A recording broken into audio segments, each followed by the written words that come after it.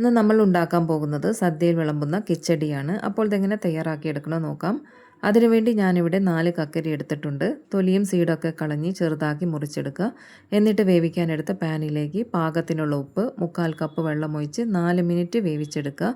ആ സമയം കൊണ്ട് മിക്സിയുടെ ജാറിലേക്ക് 2 പിടി തേങ്ങ, 4 പച്ചമുളക്, 1/4 കപ്പ് പുളിയില്ലാത്ത തൈര് ഇതെല്ലാം നൈസാക്കി അരച്ചെടുത്ത് മാറ്റി വെക്കുക. വെന്ത ശേഷം തേങ്ങയുടെ അരപ്പ് കക്കരിയിലേക്ക് ചേർത്ത് 1 മിനിറ്റ് വരെ ഒന്ന് ഇളക്കി യോജിപ്പിച്ചെടുക്കുക.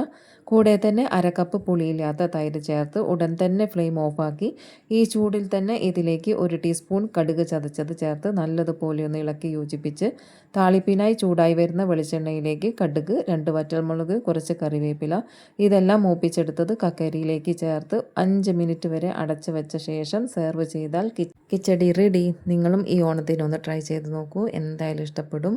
അപ്പോൾ കൂടുതൽ കുക്കിംഗ് ആൻഡ് ഹെൽത്തി റെസിപ്പീസ് ആയിട്ട് വീണ്ടും കാണാം. Okay, bye, see U.